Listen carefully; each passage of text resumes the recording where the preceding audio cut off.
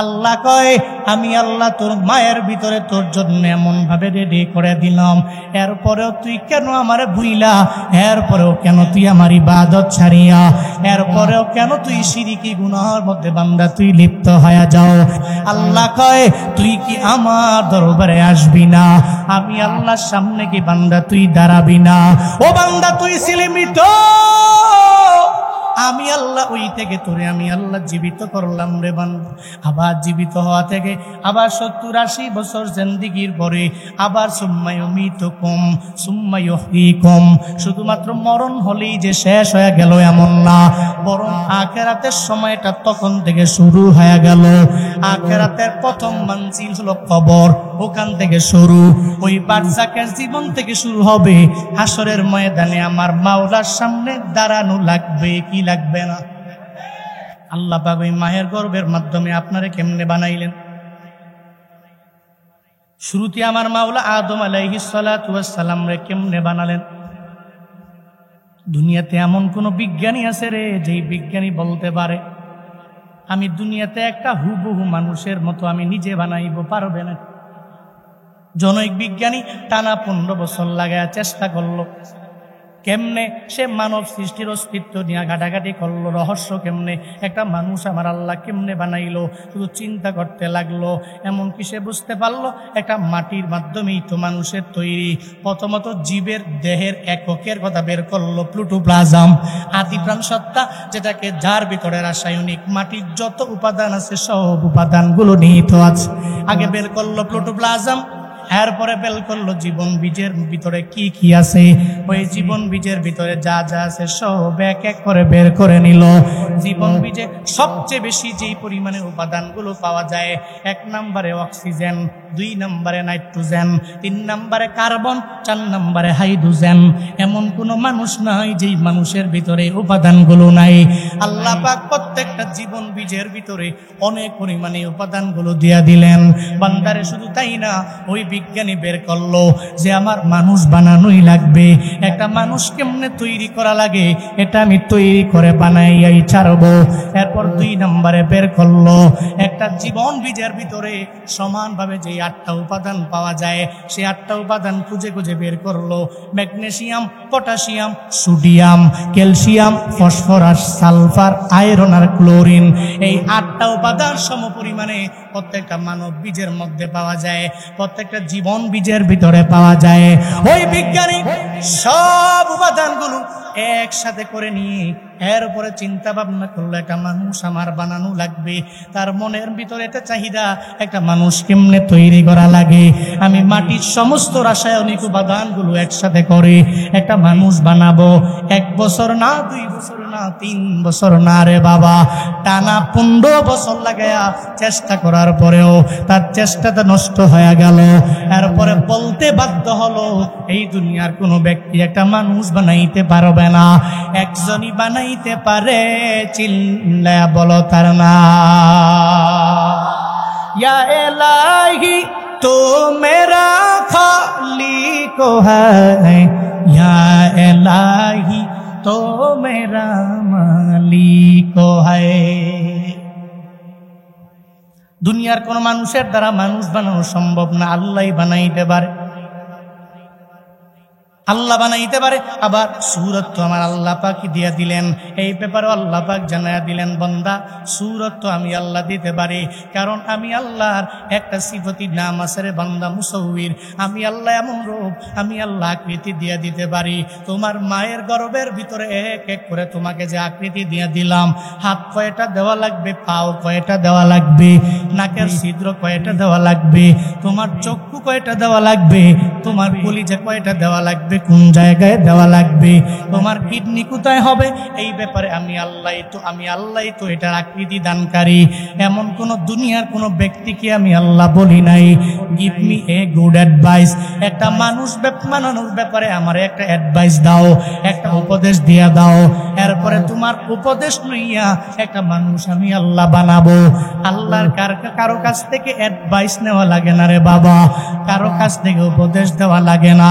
হুয়াল্লাযী ইউসাউইরুকুম feel আরহামি কাইফা ইয়াশা লা ইলাহা ইল্লা হুয়াল আজিজুল হাকীম। জোরে বলেন আল্লাহু আকবার। আল্লাহ পাক বললেন হুয়াল্লাযী ইউসাউইরুকুম, আমি আল্লাহর পরিচয় হলো আমি আল্লাহ হলাম তোমার এমন ইলা, তোমার এমন রব। আল্লাযী ইউসাউইরুকুম, তোমাদের ভিতরে আমি আল্লাহ সূরত দিলাম, একটা আকৃতি দিয়ে দিলাম। কোথায় দিলাম? ফিল আরহাম, তোমার মায়ের গর্ভাশয়ের ভিতরে আমি আল্লাহ আকৃতি দিয়ে দিলাম। কেমনে দিলাম? আল্লাহ এই ব্যাপারেও জানায়া দিলেন কাইফা ইয়াশা, আমি আল্লাহর যেমনে মন চাইলো এভাবে আমি আল্লাহ আকৃতি দিয়ে দিলাম। কারো কাছ থেকে বুদ্ধি নিয়ে চলা লাগে না রে বান্দা। তোমার মায়ের গর্ভের ভিতরে আমি আল্লাহ 40 দিন পরে পরে পরে একটা অঙ্গ প্রত্যঙ্গ দেওয়ার মাধ্যমে একটা অস্তিত্ব দিয়ে দিলাম। শুধু তাই না রে বাবা, 7টা স্তরের মাধ্যমে আমার মাওলা তোমার মায়ের গর্ভের ভিতরে এত সুন্দর করে তোমাকে আমাকে আমার মাওলা বানাইছে।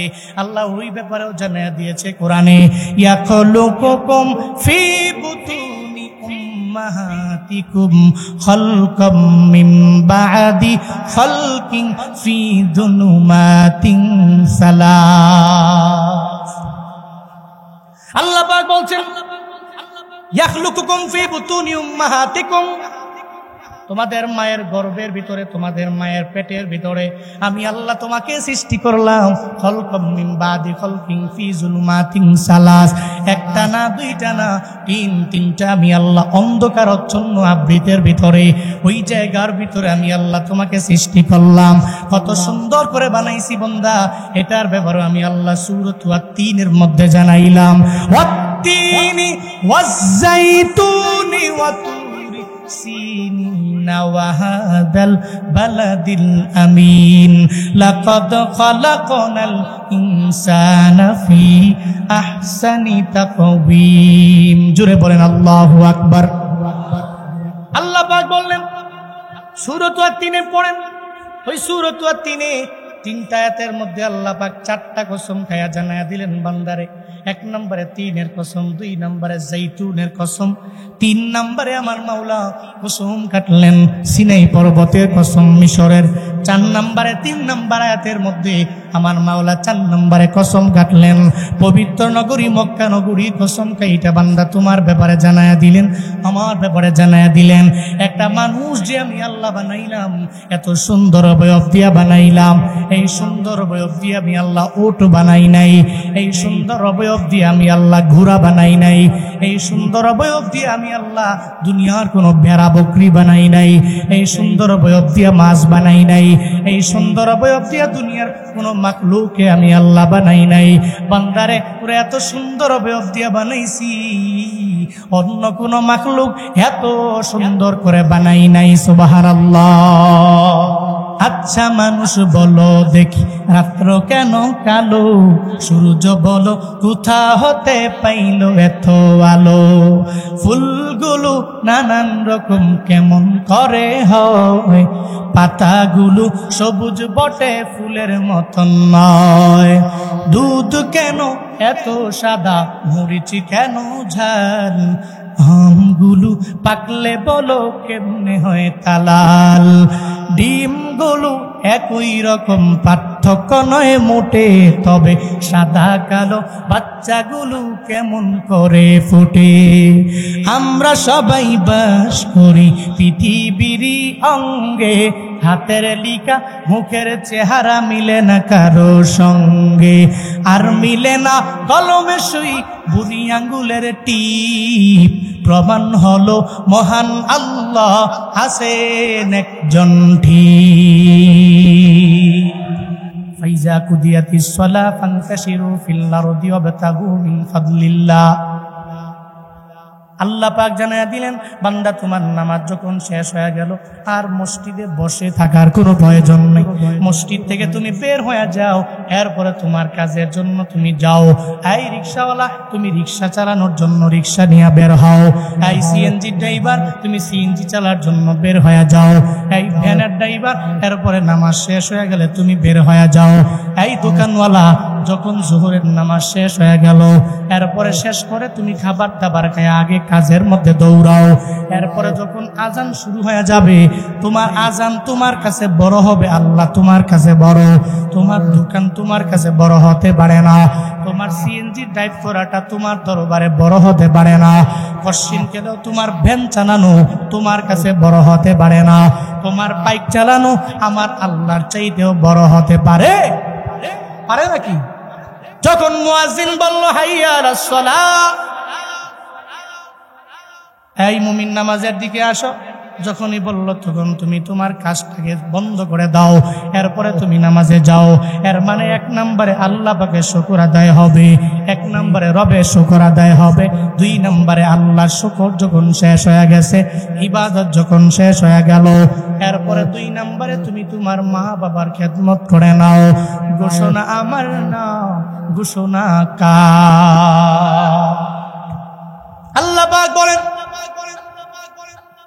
1 নম্বরে আমি রবে শুকর আদায় করে নাও, 2 নম্বরে আমি আল্লাহ পরে এরপরে তোমার মা বাবার শুকর আদায় করো। বান্দা, যেই মা বাবার মাধ্যমে তুমি দুনিয়া আসলা, আসমান দেখলা, জমিন দেখলা, ওই মা বাবার খেদমত তুমি করো।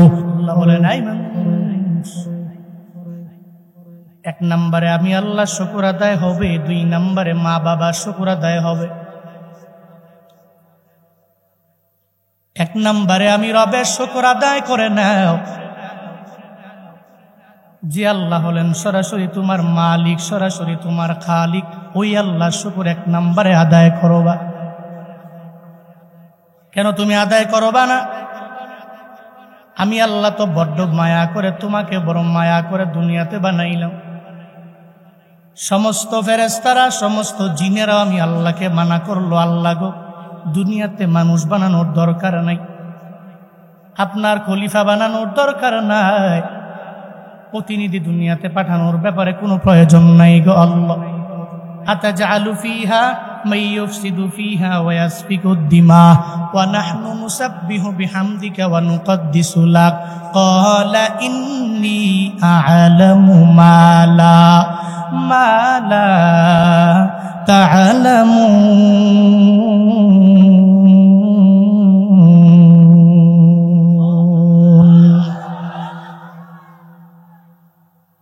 আল্লাহ পাককে সবাই নিষেধ করলো, আল্লাহ গো এমন এক জাতি বানানোর দরকার নাই যারা দুনিয়াতে যাওয়ার পরে রক্তপাত ঘটাবে, যারা দুনিয়াতে যাওয়ার পরে শুধু বিশৃঙ্খলার পরে বিশৃঙ্খলা করবে, একজন ভাই আর একজনকে মারবে, একজন ভাই আর একজন ভাইকে রক্তপাত ঘটানোর মাধ্যমে দুনিয়া থেকে বিদায় করবে। এমন এক জাতিকে আপনার বানানোর দরকার নাই রে আল্লাহ। আপনার তাসবিহ দরকার, আমরা ফেরেশতারা তাসবিহ জপলাম, আপনার নামে জিকির করার প্রয়োজন, আমরা ফেরেশতারা আপনার নামে জিকির করি গো আল্লাহ। শুধু 1 ঘন্টার জন্য করি এমনটা হয় না, 2-3 ঘন্টার জন্য করি এমনটা হয় না, বরং নাহনু নুসাব্বিহু বিহামদিকা ওয়া নুকদ্দিসু লাক। মুফাসসিরিনে কেরাম বলেন, এরা বুঝাইতে চাইলেন গো আল্লাহ আমাদের শুরু থেকে নিয়ে শেষ পর্যন্ত আপনার প্রশংসায় নিমজ্জিত হয়ে গেলাম, আপনার পবিত্রতা তো আমরাই ঘোষণা করতে লাগলাম রে মালিক, দুনিয়াতে মানুষ বানানোর দরকার নাই। আল্লাহ পাক বললেন, এই ফেরেশতারা আমি আল্লাহ যা জানি তোমরা তা জানো না। আল্লাহ এরপরেও আদম নবীরে বানাইল বড় মায়া করে, নিজের কুদরতি হাতের মাধ্যমে আদম নবীর ভিতরে আল্লাহ পাক রূহটাকেও ফুক মেরে আমার মাওলা দিয়া দিলেন। আল্লাহ কয়, যে আল্লাহ তোরে মায়া করে বানাইলাম ওই আল্লাহরে দুনিয়াতে আসার পরে ভুলিও না 1 নম্বরে শুকর আদায় করবা। ও বান্দা, তুই বড় ছিলি দুর্বল, তুই কেমন ছিলি, আমি আল্লাহ তোরে কেমন করে বানাইলাম এই ব্যাপারে আল্লাহ আয়াতে জানায়া দিলেন।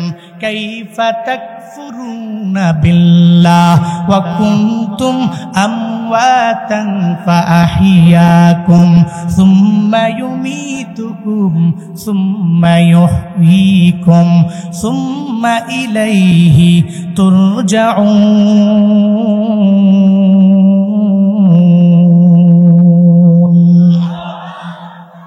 আল্লাহ পাক জানায়া দিলেন, কাইফা তাকফুরুনা বিল্লাহ, এরপরেও তো তোমরা কুফরি করো। কেমনে করো আমি আল্লাহর বুঝে আসে না। তুমি ছিলে মৃত, আমি আল্লাহ তোমারে জীবিত বানাইলাম। তুমি কথা বলতে পারো না, একটু মাঝে মাঝে বালিশের সঙ্গে মাথাটা লাগায়া একটু চিন্তা ভাবনা করলেই তো টের পাবেন আমরা কি পরিমাণে দুর্বল। অন্য কোনো প্রাণীরা এত পরিমাণে দুর্বল না রে বাবা। একটা গরু যখন বাছুর দিয়ে দিল, সঙ্গে সঙ্গে বাছুর দৌড়াইতে পারে, ও নিজের খাবার নিজেই খাইতে পারে, এক জায়গা থেকে আর এক জায়গার মধ্যে দৌড়ায়া যায়। আল্লাহ বলেন খুলিকাল ইনসানু দাঈফা, আমি আল্লাহ মানুষ বানাইলাম বড় দুর্বল করেই বানাইলাম। এই মানুষ বড় দুর্বল, আমি আল্লাহ এদেরকে এত দুর্বল বানালাম।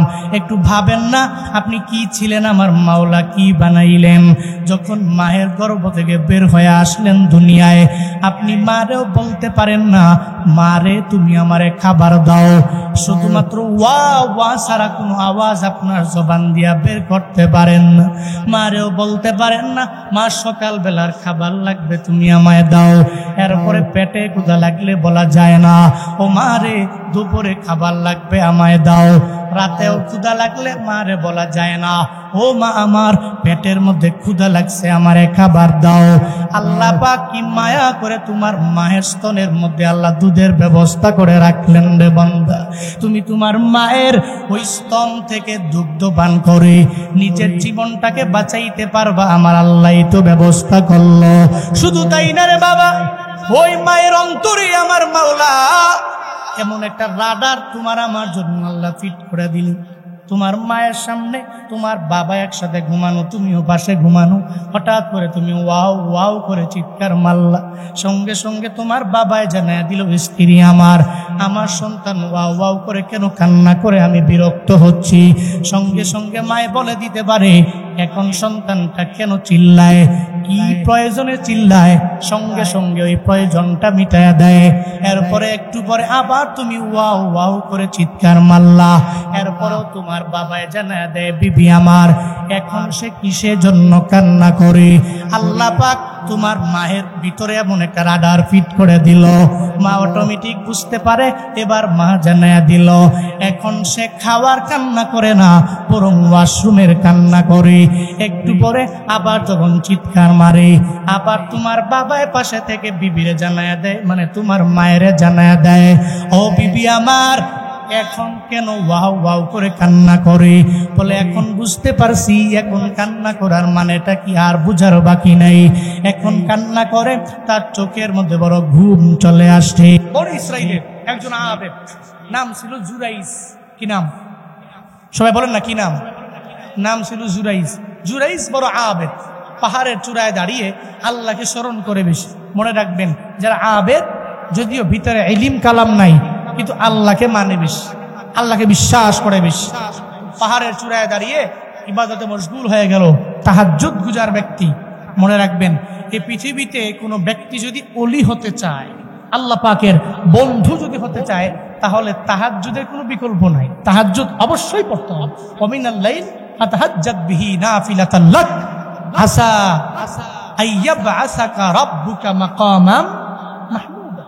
রাতের ভিতরে একটা নামাজ আছে, ওই সময় তুমি নামাজে দাও, মুসল্লায় দাঁড়াও, সিজদা অবনত হয়ে যাও, আল্লাহকে ডাকো। আসা আইয়াবআসাকা রাব্বুক, আশা করা যায় তোমার রব তোমার এমন এক জায়গায় পৌঁছাবে। কেমন জায়গায় জানো? মাকামে মাহমুদ, একটা সম্মানিত স্থানে আল্লাহ পাক তোমাকে ওই তাহাজ্জুদের বরকতে পৌঁছায় দেবে। সুবহানাল্লাহ পড়বেন না? জুরাইস ওই পাহাড়ের চূড়ায় দাঁড়িয়ে তাহাজ্জুদ পড়ছে, আবেদ। হঠাৎ করে তার মা তাকে ডাক দিল, জুরাইস আমার জন্য এক গ্লাস পানি নিয়ে আস। এক গ্লাস পানি নিয়ে আসি। একবার ডাক দিল, জুরাইস শুনে নেই, শুনলেও বলছে পরে যাও। দ্বিতীয়বার আবার যখন ডাক দিছে, হ্যাঁ জুরাইস আমার জন্য পানি নিয়ে আস। দ্বিতীয়বার ডাক দেওয়ার পরে শুনছে কিন্তু জবাব দেয়। তৃতীয়বার আবার বলতেছে, এই জুরাইস আমার তৃষ্ণা লেগেছে বেশি, আমার জন্য পানি নিয়ে আস। কয়বার ডাক দিছে? কয়বার? তিনবার ডাক দিছে, এরপরে শুনে নেই। এরপরে সঙ্গে সঙ্গে মায়ের মাথায় পুরো গরম হয়ে গেছে মাথা। তাকে আমি তিনবার ডাক দিলাম, এই তিনবারের ডাক একবারও সে আমার জবাবও দিল না, আমার জন্য পানিও আনলো না। মা সঙ্গে সঙ্গে আমার মাওলার দরবারে একটা বদদোয়া দিয়ে জানায়া দিল, ও দয়ার মালিক, আমার জুরাইজের মৃত্যুর আগে একটা বেশ্যা নারীর ফিতনায় না ফালাইয়া মাইরো না। মা আমার মাওলার দরবারে বদদুয়া দিয়া জানায়া দিও, রে আল্লাহ, আমার সন্তান জুরাইজের তুমি বেশ্যা নারীর ফিতনায় না ফালাইয়া মাইরো না। সঙ্গে সঙ্গে আমার আল্লাহর দরবারে মায়ের বদদুয়া কবুল হয়ে গেল। মা যেরকম দোয়া করে ওই দোয়া যেরকম কবুল হয়ে যায়, যদি বদদুয়া করে দেয় এরপরেও কবুল হয়ে যাবে রে বাবা। রাহমাতুল লিল আলামিন বলছে, সালাসু দাওয়াতিন মুস্তাজাবাত লা শাক্কা ফিহিন্না, তিন ব্যক্তির দোয়া কবুল হয়, এতে বিন্দু মাত্র পরিমাণ কোনো সন্দেহ নাই। এরা মুস্তাজাবুদ দাওয়া, আল্লাহ দরবারে ডাকতে দেরি হয়, আমার মাওলা ডাকে সাড়া দিতে দেরি করে না। এক নম্বরে দাওয়াতুল মাজলুম, মাজলুম ব্যক্তি যখন আমার আল্লাহ দরবারে দোয়া করে আল্লাহ কবুল করে নেয়। দুই নম্বরে দাওয়াতুল মুসাফির, মুসাফির ব্যক্তি যখন আমার আল্লাহ দরবারে দোয়া করে আল্লাহ কবুল করে নেয়। এরপরে দাওয়াতুল ওয়ালিদাইন লিওয়ালাদি, যখন সন্তানের জন্য পিতা মাতা আল্লাহর দরবারে ডাক দেয় আল্লাহ পাক কবুল করতে দেরি করে না। এর মানে বোঝা গেল মা বাবার দোয়াও কবুল, বদদোয়াও কবুল হয়ে যায়। জুরাইজের মা আল্লাহর দরবারে বদদোয়া করে দিল, আল্লাহ আমার জুরাইজের তুমি বেশ্যা নারীর ফিতনায় না ফালায়া মাইরো না। ওই মায়ের দোয়া আল্লাহর দরবারে এমন ভাবে কবুল হয়ে গেছে। কয়েকদিন পরে হঠাৎ যখন আবার ওই আবেদ জুরাইজ যখন ওই জায়গায় পাহাড়ের চূড়ায় নামাজ পড়ে, হঠাৎ করে এক বেশ্যা নারী যাইয়া তার দরওয়াজার মধ্যে বারবার বারবার নক করতে লাগলো। একবার ডাক দেয় জুরাইজ খোলে না, দুইবার ডাক দেয় খোলে না, তিনবারের সময় যখন দরওয়াজার মধ্যে বারবার করাঘাত করে, জুরাইজ দরওয়াজাটা খুলে দেখে রে একটা বেশ্যা নারী জুরাইজের সামনে দেখতে পায়। জুরাইজ ডেকে বলে, এই বেশ্যা নারী, এত গভীর রাতে তুমি কেন আমার সামনে হাজির হয়ে গেলা? বেশ্যা নারী এই কথা বলার পরে বেশ্যা নারীকে জিজ্ঞাসা করার পরে নারী বলে, জুরাইজ রে, এত রাতের বেলা আমি বেশ্যা হয়ে কেন তোমার সামনে আসলাম? তুমি জানো আমার মতো অভদ্র কেউ নাই, এরপরেও তুমি যেহেতু দরওয়াজা খুললা, আমি কেন আসছি তোমার বুঝে আসে না। বরং তুমি চাইলে আমার সাথে একটা খারাপ আচরণ করতে পারো, একটা খারাপ কাজের মধ্যে লিপ্ত হয়ে যেতে পারো। কোনো পক্ষীও আমারে দেখবে না, তোমারে দেখবে না, দুনিয়ার কোনো ভক্তবৃন্দরা আমারেও দেখবে না, তোমারেও দেখবে না। এই এলাকার লোকেরা তোমারে বড় ওলি মনে করে, বড় আবেদ মনে করে, কশিন খেলেও কেউ বলতেও পারবে না আমরা দুইজন যে অন্যায় কাজের মধ্যে লিপ্ত হয়ে গেলাম। সঙ্গে সঙ্গে জুরাইজ বলে, এই অভদ্রা মহিলা, না না, আমি কশিন কালেও তোমার সাথে কোনো খারাপ কাজের মধ্যে লিপ্ত হতে পারি না। দুনিয়ার কোনো পক্ষী দেখবে না, দুনিয়ার কোনো মানুষ দেখবে না, আমার ভক্তবৃন্দরা দেখবে না, কিন্তু আসমান থেকে একজন দেখে, চিন্না বলো তার না। কে দেখে? ফাহুয়া মাআকুম আইনামা কুনতুম আল্লাহু বিমা তা'মালুনা বাসীর। আল্লাহ পাক বলছেন, বান্দারে তুই যেখানে আমিও তো সেখানে। সুবহানাল্লাহ পড়ে না? আমি যেখানে আল্লাহ সেখানে। ফাহুয়া মাআকুম, তিনি তোমাদের সাথেই। আইনামা কুনতুম, তুমি যেথায় মন চায় সেথায় যাও, তিনি তোমাদের সাথেই আছেন। আল্লাহু বিমা তা'মালুনা বাসীর। আল্লাহ পাক তার কুদরতি চক্ষু দ্বারা তোমাকে দেখেন, তুমি কি কি করো, কি কার্যাদি সম্পাদন করো, এই ব্যাপারে আল্লাহ জানেন, আল্লাহ দেখেন, আল্লাহ বুঝেন কি বুঝেন না। সঙ্গে জুরাইজ বলে, দুনিয়ার কোনো পক্ষী দেখবে না, দুনিয়ার কোনো মানুষ দেখবে না, আল্লাহ দেখবে। যাও। হ্যাঁ, মনে মনে কয় রং নাম্বারে ডায়াল করলাম। বুঝেন না বিষয়? রং নাম্বারে ডায়াল করলাম। এখন তো জামানা বড় আপডেট হয়ে গেছে, এখন জামানা আপডেট। আগে একটা সময় জুয়ান পোলাপানরা রাত 2টা-3টা বাজে আন্দাজে মোবাইলে একটা ডিজিট উঠাইতো, 11 ডিজিট উঠাইয়া দিত ফোন দিয়া যদি দেখতো যে কোনো মহিলা ধরে, কপাল খুলছে, আপা কেমন আছেন? হ্যাঁ ভালো আছি। আপাই বলে, আপনি কেমন আছেন? ভালো আছি। আপা আপনার স্বামী কি করে? তোর আপায় কয়, না আমার তো স্বামী নেই। হ্যাঁ কয়, কপালটা খুলছে। বুঝেন নাই? স্বামী যেহেতু নাই, তো আপনারও স্বামী নেই, আমারও বউ নাই। মোটামুটি কথা কন্টিনিউ করা যায়। এটা একটা সময়ের এরকম প্রেম ছিল, রং নাম্বারে ডায়াল করে প্রেম চলত। এখন আর ওই জগৎ নাই, এখন আপডেট জামান হালি জামানুত টেকনোলজি। এখন যুগটা প্রযুক্তির যুগ, আছে ফেসবুক। এমন অনেক ছেলে আছে ফেক আইডি মেয়ে মনে করে ছেলের সাথে প্রেম করছে 5 বছর। ঠিক কিনা? ঠিক কিনা? যুবকরা ভালো জানো তোমরা, খালি দেখছে যে অবুঝ বালিকা, মেঘহীন বালিকা, এমন লেখা দেখছে। আর দেখছে কোন জগতের এক মাইয়ার ছবি, ফ্রেন্ড রিকোয়েস্ট পাঠাই মেসেঞ্জারে আলাপ শুরু। এই আলাপ করতে করতে 2 বছরটা না আলাপ করে হঠাৎ করে কয় একটু ফোন দেই। কয় না, খালি ফোন দেওয়ার কথা বললেই তো বলে যে আমার মা আমার সঙ্গে, ফোন ধরা যাবে। ঠিক কিনা? ঠিক কিনা? এরকম তো অনেক প্রেম টেম করে। এখন যদি হঠাৎ করে তুমি একজনকে নক দিছো, নক দেওয়ার পরে যদি বলে প্লিজ আমি একজন মেয়ে, কোশ্চিন কেন আমার ইনবক্সে কোনো মেসেজ দেওয়া যাবে না, এতক্ষণ মনে মনে করে রং নাম্বারে ডায়াল করো। এই জন্য জুরাইজের দরবারে গেছে অন্যায় একটা কাজের জন্য। জুরাইজ কয় দুনিয়ার পাখি দেখে না, মানুষ দেখে না, আল্লাহ তো দেখে, যাও বের হও এখান থেকে। ধমক দিয়ে দাঁড়ায় দিছে। অভদ্রা মহিলা আস্তে আস্তে মুখটা কালা কইরা নিচে নেমে গেছে। নিচে নেমে যায় দেখে এক রাখাল মেষ চড়ে এক ক্লান্ত বডি নিয়ে শুয়ে আছে। যে রাখালরে বলে, রাখালরে আমার সাথে কোনো খারাপ কাজ করবানি করতে পারো, তাকে ঘুম থেকে জাগাইয়া দিও। ওই রাখালরে ঘুম থেকে জাগাইয়া রাখালরে সঙ্গে সঙ্গে জুরাইর সঙ্গে সঙ্গে তারা বিদায় করে দেওয়ার পরে ওই মহিলা যে রাখালরে জানায়া দেয়, এই রাখালরে আমার সাথে খারাপ কাজ করবানি। রাখালে মনে মনে কয় যদি ফ্রিতে খারাপ কাজ করা যায় তাহলে অসুবিধা কি? রাখালের ভিতরে রবের ভয় নয়, জুরাইজের ভিতরে আমার মাওলার ভয় আছে। সঙ্গে সঙ্গে ওই রাখাল ওই মহিলার সাথে, অভদ্রা মহিলার সাথে একটা খারাপ কাজে লিপ্ত হয়ে গেল। আল্লাহ পাকের কুদরতের কারিশমা, যার দরুন ওই মহিলার পেটের মধ্যে রাখালের বাচ্চাও চলে আসলো।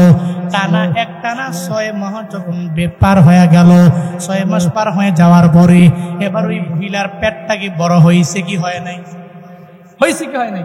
গর্ভবতী মহিলা এখন এলাকায় ঘোরাফেরা করে। হঠাৎ করে জিজ্ঞেস করে মানুষেরা, এই তুমি তো তোমার স্বামী নেই, তো তোমার পেটের মধ্যে বাচ্চা, তুমি গর্ভবতী, কারণ কি? তুমি প্রেগনেন্ট কেন? প্রশ্ন জাগতেই তো পারে। তোমার স্বামী নেই, তুমি প্রেগনেন্ট কেন? তোমার স্বামীকে বলো দি। এবার ওই মহিলা কয়, আমার পেটে যে বাচ্চা আমার স্বামী না, বরং ওই যে যাদেরকে তুমি অলি মনে করো, তোমরা যাদেরকে ফির মনে করো, যাকে ওই যে পাহাড়ের চূড়ায় দাঁড়ায়া ইবাদত করে দিনের বেলায় ভাবসাব লয় যে আমি বড় অলি বড় পীর, ওপর দিয়া ফিটপাট, তার ভিতরে সদরঘাট। আমার পেটের মধ্যে যে বাচ্চা, ওই বাচ্চা জুরাইজের। নাউজুবিল্লাহ পড়বেন না। সত্য কথা না ডা মিশা কথা? আর এত মিশা কথা হইতে পারে না। কি কয়? জুরাইজের বাচ্চা আমার পেট। মনে রাখবেন, জুনায়েদ আল হাবিব আপনাদের সামনে এতক্ষণ দ্বারা এই যে বৈশা বয়ান করছি, এখন আমি যাওয়ার পরে যদি আমার ব্যাপারে কোনো একটা বদনাম শুনেন, যেই ব্যক্তিত্ব চরিত্র ভালো না, আপনারা মনে মনে কি রাখতে হবেন? ভাববেন যে আরে কার বয়ান এতক্ষণ বৈশা কষ্ট করে ঘুম নষ্ট করে শুনলাম, রাগটাও উঠবে তেমন। হ্যাঁ বুঝি এমন তা আবেদ জুরাইজ, হ্যারে এত উলি মনে করি, আবেদ মনে করি, হ্যাঁ বুঝি উপর দিয়া ফিটফাট, ভিতরে ভিতরে সদরঘাট। এই বুঝি তার কাহিনী, এই বুঝি তার কাহিনী না। পশ্চিম কালেও তাকে এই এলাকায় রাখা যাবে না। এলাকার সমস্ত লোকেরা দৌড়ে পাহাড়ের চূড়ায় গেছে, কোনো কথা ছাড়া। আগে জুরাইজে পিড়াইছে কতক্ষণ, মাইরা টাইরা নিচে নামাইছে, পাহাড়ের চূড়া থেকে নিচে নামার উপরে জুরাইজ কয়ে, মার ওকে। কি জন্য মার? কয় চুরি চুরি আবার সিনাজুরি, 1 নম্বরে অন্যায় করলা। অপরাধ করার পরেও এরপরেও তুমি আবার বলতেছো কেন মারি? তোমার তো জানার কথা, তোমার তো বুঝার কথা রে জুরাইজ। এরপরেও জানার পরে কেন তুমি বললা যে কেন তোমারে মারা হয়, কেন তোমাকে আঘাত করা হয়? এই যে পেশা নারীর পেটের মধ্যে যেই বাচ্চা, এই বাচ্চা তো তোমার বাচ্চা। তুমি মহিলার সাথে খারাপ কাজের মধ্যে লিপ্ত হয়ে গেছো, যার কারণে তার পেটের মধ্যে বাচ্চাও চলে আসছে। জুরাইজ রে, এটা জানার পরেও কেন বারবার তুমি বলো? এটা করার পরেও কেন বলো কেন তোমাকে মারি? জুরাইজ দেখে বলে, না না, আমি এই মহিলা মহিলার সাথে কোনো খারাপ কাজে লিপ্ত হই নাই। আর এই মহিলার পেটের মধ্যে যেই বাচ্চা কশ্চিন কেন এটা আমার বাচ্চা হতে পারে না। বলে আবার তুমি মিথ্যা কথা বলো। এলাকার লোকেরা আবার বারবার ক্ষুব্ধ হয়ে যায়, আবার রাগান্বিত হয়ে যায়, আবার ক্ষুধান্বিত হয়ে যায়। একটা পর্যায়ে যায় বলে তাহলে তোমার যে বাচ্চা না তুমি প্রমাণ দাও। জুরাইজ কয় কেমনে প্রমাণ দিব? সঙ্গে সঙ্গে আমার আল্লাহর কথা মনে পড়ে গেল। এত বড় বিশাল মজলিসের মধ্যে দাঁড়াইয়া জুরাইজ আমার আল্লাহর দরবারে আবদার জানায়, ও দয়ার মালিক, জীবনে কোনোদিন তোমার কাছে কোনো এক বিপদে পড়ে তোমার কাছে আমি কিছু চাইলাম না। আল্লাহ গো, আজকে তোমার দরবারে আমি চাইতেছি রে আল্লাহ, আমি জুরাইজের মনের আশা মনের নেক দোয়াটা তুমি কবুল কইরা নিও। আজকে আমি ওই বেশ্যা নারীর পেটের দিকে তাকাইয়া আমার শাহাদাতি আঙ্গুল দিয়ে ইশারা করব, ওই বাচ্চাটাকে বলবো, বাচ্চারে তোমার বাবাকে তুমি বলে দাও। আল্লাহ গো, ওই বাচ্চার জবানটারে তুমি খুইলা দিও। বাচ্চার জবানটা খুলে দিলে এরপরে সে বলে দিতে পারবে কে তার বাবা। এরপরে আমি জুরাইজ এই এলাকার মানুষের কাছ থেকে বেঁচে যেতে পারবো। আমার ব্যাপারে এদের মনের মধ্যে যেই সন্দেহ ঢুকে গেল, এই সন্দেহ থেকে আমি বের হয়ে আসতে পারবো। জুরাইজ আল্লাহর দরবারে আবদার জানায়, আল্লাহ তো জুরাইজের ধ্বংস করার জন্য এই বিপদে ফালায় নাই, জুরাইজের মুসিবতে ফালায় নাই, শুধুমাত্র ধ্বংস করে দেওয়ার জন্য এমন না, বরং ওই যে মায়ের বদদোয়া করলো, ওই মায়ের বদদোয়াটা আমার আল্লাহর দরবারে কবুল হয়ে গেছে। এটা পরীক্ষা করার জন্য আমার মাওলা জুরাইজরে এই বিপদে ফালাইয়া দিল। জুরাইজ আল্লাহর দরবারে আবদার জানায়, আল্লাহ পাক জুরাইজের দোয়াটা কবুল করে নেয়। এই ভরপুর মজলিসের ভিতরে জুরাইজ শাহাদাতি আঙ্গুলটাকে ইশারা করে, ওই বেশ্যা নারী অভদ্রা মহিলার পেটের দিকে ইশারা করে, আর ইশারা করে ওই অভদ্রা মহিলা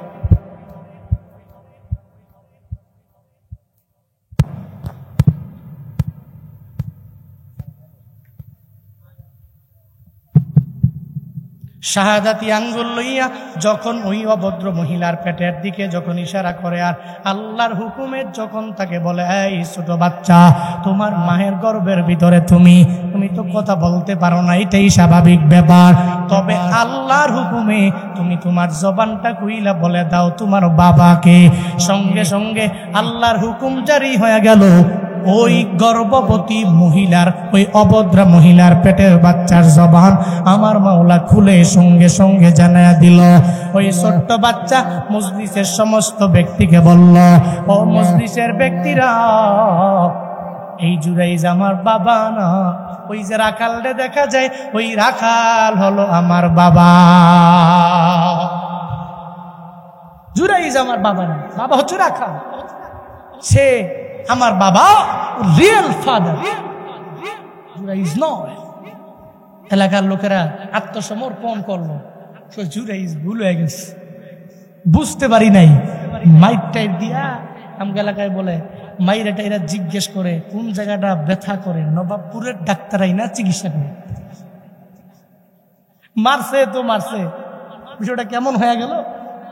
আমি আসছি, ধরেন আমার আসার সময় প্রধান বক্তা একেবারে প্রথম আসার সময় একেবারে আমারে মাইরা ধুইরা জুতার মালা গলায় ওখানে দিয়া, এরপর যদি এখানে আইসা কয় ফুলের মালা, শুভেচ্ছা স্বাগতম, বিষয়টা কি? এটা সম্মান হইল নাকি বেইজ্জতি হইল?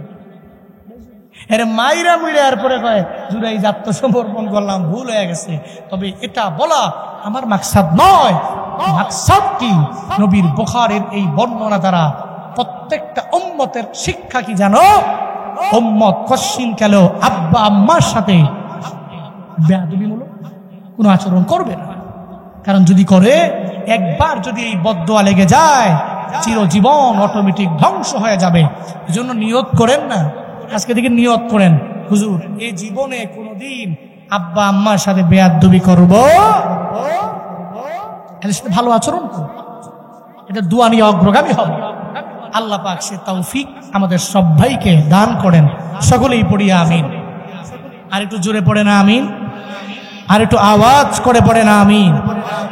আজকের এই মাহফিল থেকে শিক্ষা দুইটা। এক নম্বরে জীবন চলার পথে আনিস করলি, এক নম্বরে আল্লাহ শুকর আদায় করব। বিপদে পড়ছি আল্লাহকে ভুলবো না, মুসিবতে পড়ছি আল্লাহকে ভুলবো না, যে কোনো হালাতেই আল্লাহকে বেশি বেশি স্মরণ করব।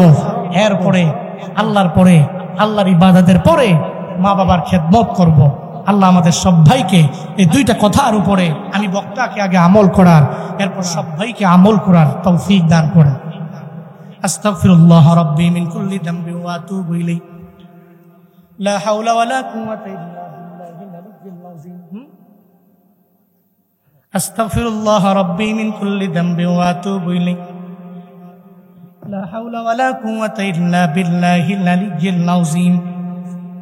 সঙ্গীত পরবর্তীতে কোন এক সময় আসলে বলবো ইনশাআল্লাহ। হ্যাঁ, আজকে শুনেন, আমি তো সঙ্গীত অনেক বলি এবং বলতে পারিও, বলতে জানিও, বলিও। হ্যাঁ, সব জায়গায় গেলে বলি, না বললে তো আপনারা জানতেন না, শুনতে আবদারও করতেন না। যে সঙ্গীত গায় না ওরে বলাও হয়। এরপর আজকে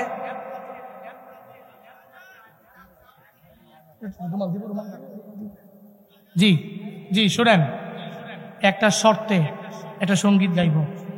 শর্ত হলো, আজকের এই মাহফিল পেয়ে আপনারা খুশি হয়েছেন না বেজার হয়েছেন? যদি খুশি হয়ে থাকেন তাহলে আমি সঙ্গীতের পরে একটা রুমাল যাবে। হ্যাঁ, একটা রুমাল যাবে। এই মাহফিলে অনেক খরচ, যে যা পারেন, 10 হোক, 20 হোক, 30 হোক, 50, 100, 500 যা হোক, আমার অ্যাবিলিটি এতটুকু আমি দিচ্ছি, এতটুকু।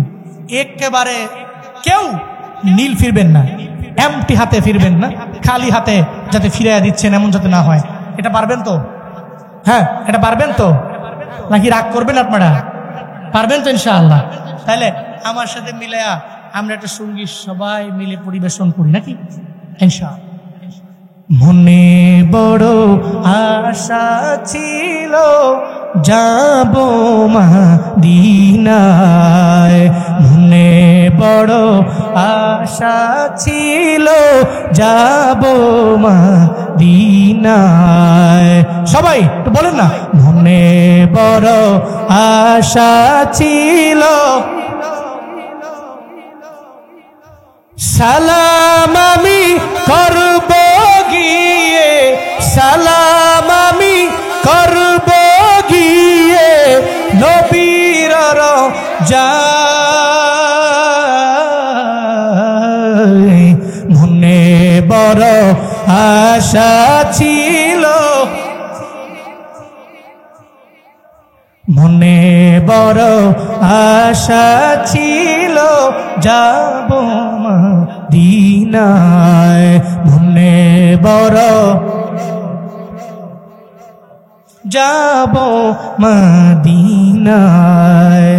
আরব সাগর পারি দিব, নাই কো আমার তোরি পাখি নাই তো উড়ে যাব জানাতে করি। আমার আশায় আছি সম্বল নাই, আশায় আছি সম্বল নাই, করি কি উপায়। মনে বড় আশা ছিল, মনে বড় আশা ছিল যাব মদিনায়, মনে বড় আশা ছিল যাব মদিনায়, মনে বড় আশা ছিল। রুমালটা নিয়ে গিয়েছে, রুমাল চলছে। হ্যাঁ, যে যাবার মহিলাদের বহু, আচ্ছা, মহিলাদের প্যান্ডেলেও আপনারা আপনাদের দায়িত্বে মহিলারা আছে, ওরা উঠবে। আম্মাজানেরাও আমি জানি দানের ব্যাপারে অগ্রগামী, মাদ্রাসা মসজিদ মাহফিলের ব্যাপারে আমাদের পুরুষদের চাইতে মহিলারা এ ব্যাপারে অনেক বেশি অগ্রগামী। এবং আমি জানি আজকের এই মাহফিলে পুরুষদের চাইতে মহিলাদের সংখ্যা 3 গুণ বেশি। পড়েন আল্লাহু আকবার। এই জন্য আমাদের আম্মা জানেরা, আমাদের বোনেরা ওয়াজ মাহফিল শোনার জন্য বড় পাগল, অনেক দূর দূরান্ত থেকে অনেক কষ্ট করে, বিশেষ করে উত্তরবঙ্গে এই সমস্ত এলাকাগুলোতে আমাদের আম্মাজানরা। আমাদের এলাকায় যদি কই যে আপনার জন্য এসির সুব্যবস্থা করা আছে, ওখানে এসি দেওয়া হবে, পানীয় দেওয়া হবে, খাবার দেওয়া হবে, একবেলা 1 মিল। এরপরে ওদেরকে কাশি দিয়ে বাইন্ধাও নেওয়া যাবে। কিন্তু আলহামদুলিল্লাহ, শুকরিল্লাহ, উত্তরবঙ্গের এই মা বোনরা যদি আপনারা ধমকও দেন, এই তুমি যাবা না, এরপরেও দেখবেন আপনার একবারে আপনার এই সবাইকে নিয়ে, পুরো পরিবারের সবাইকে নিয়ে, ছোট বাচ্চাকে নিয়ে, আমি এমন প্রোগ্রাম দেখেছি, প্রোগ্রাম থেকে যাওয়ার পথে একেবারে ছোট একটা বাবু নিয়ে এরপরে বয়ান শোনার জন্য এসেছে। এতটুকু বুঝতে পেরেছি এই এলাকার মা বোনেরা ইসলাম পাগল, উলামায়ে কেরামকে মহাব্বত করে আল্লাহর জন্য এরা কোরআন এবং হাদিসের বয়ান শুনতে স্বাচ্ছন্দ্য বোধ করে। আমি আশা করব আম্মা জানেরা এই মাহফিল কায়েম এবং দায়েম থাকবে, এই লক্ষ্যে আপনারা ফিরাইয়া দিবেন না।